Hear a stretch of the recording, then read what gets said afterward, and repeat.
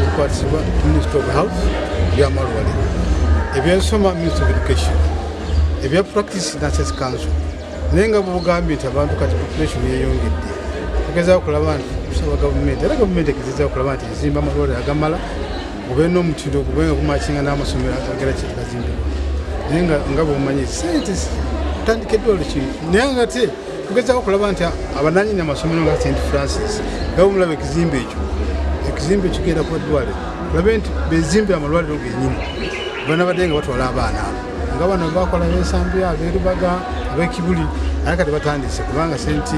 Francis eddwaliro liri bagenda kulizimba, waliwo n'amasomero nga Jerusalem batandika kuzipandikira, waliwo Uganda bagala kuzimba eddwaliro, olabe nti tebadipendinga ku malwaliro agaki gavumenti kubanga population yeyongedde, obwetaavu bweyongedde. Chance for the court examination in Uganda in terms of nurses and midwives. We almost speaking the same language. We want to see that as a board, how do we ensure that schools have basic requirements that can train nurses and midwives, to acquire the basic competences and the proper quality training, and thereafter when they qualify, we shall be able to offer quality services to our people.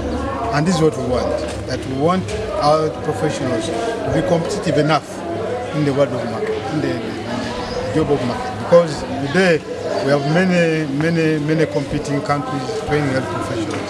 But we want to see that at least our schools, as far as Uganda is concerned, as you are aware, Uganda was known south of the Sahara to be one of the best countries that will be trained professionals.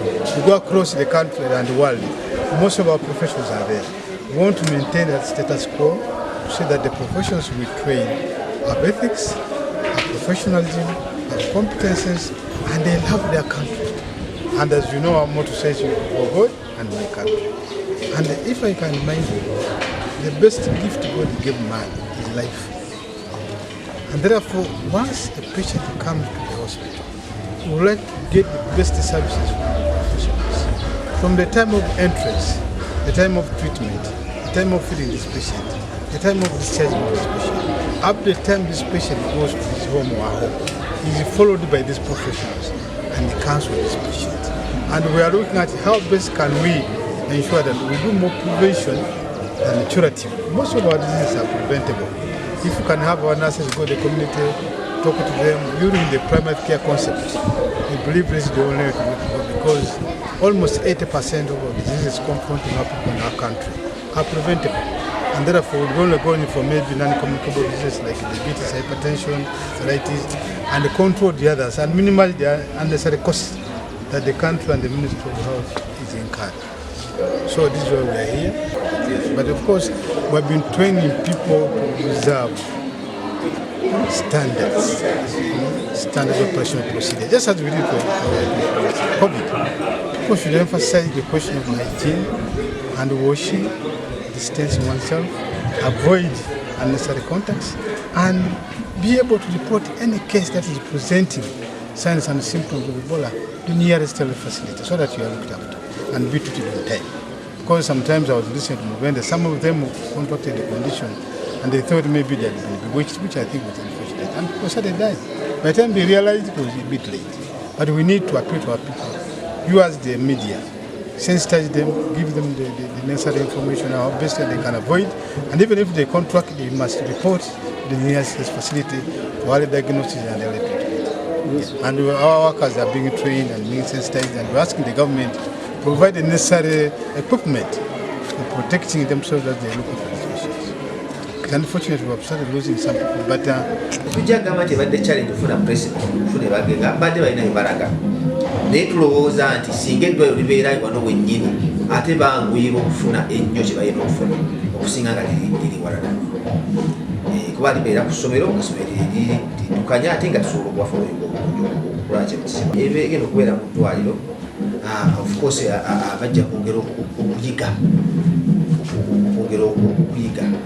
practical zijja kubanguyira eddwaliro lijja kuba na buli kimu kye beetaaga okusoma situation mu kibiina waliwo okusoma biri ate olwo bajja ne balaba kyennyini kifaanana kitya ate mu bwangu nga tebalinzeeko nti ate alindeko bakatugeza alindeko wikejja twali mu ddwaliro twagala wava mu kibiina kyamusomesezzaako ate ayangula okukira amangu mu ddwaliro mu kiseera ekyo okuteekawo okutendekero kuno mulimu okuteekawo eddwaliro okutendekero kuno okula nti abayizi above mu kirasi dadda mu ddwaliro n'amusomesa nga banguyira okumulaba kyakola mu ddwaliro kubanga enkomero yalyo nalina kugenda mu ddwaliro enkomero y'okusoma kwe alina kukola mu ddwaliro sebumi tutaddewo okuteekawo eddwaliro okulaba nti abaana bano banguyira okukakasa ebibasomye ngamba amalwaliro wegali ate era gakyayongerwa okusingisa tuiteeka nnyo ku baana bano okufuluma ne bakola ebituufu naye nga amalwaliro wegali ate abasinga era tubakubiriza oba bamaliriza osobola okutandikawo amalwaliro agaabo kubanga obujjanjabi eggwanga likyabwetaaga ate era kukyalo basobola okutandikawo nabo ne bakola ekiro tukibagamba okutandikawo n'okubagayirira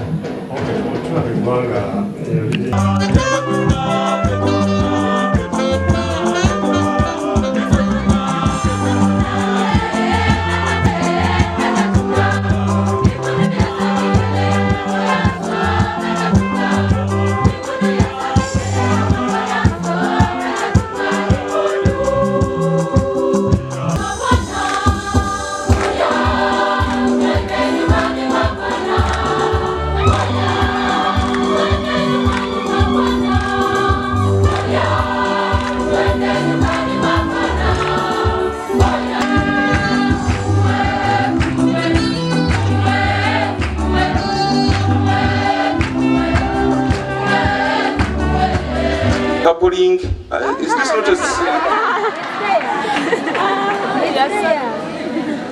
this is a mixed school? And there is no coupling at all? It is there. Yes. It is there. Omanyi omukwano tegwekweka.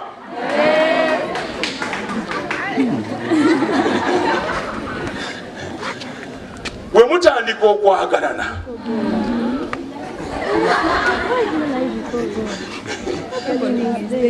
mwe mulowooza nti babalaba ne bannammwe babalaba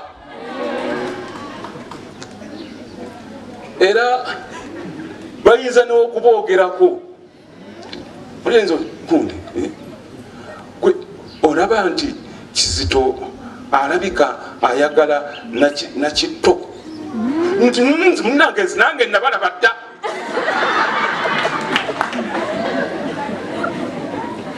mukwano tegwekweka kati ku stage eno gye muliko mwe abawala mulina okwegendereza tumanyi mulina ebyetaago bingi naye some of you might live here husbands and wives. Yes. Which is not bad, but wait for it at the proper time. Yes. Concentrate on your studies now. Yes. Muve mukwemoolamola. Manyi kati emyaka egyo gisiiyibwa. Manyi wali osiiyiddwako mugongo eno neweera ekikusiiwa neweekwatayo neweetakula bw'oba tosobodde kwetakula totuuse wakusiiwa n'osaba munno gundi jangu ntakuleko mugongo wano najja n'akutakula nga ggwe n'owoomerwa atakula ggwe owoomerwa.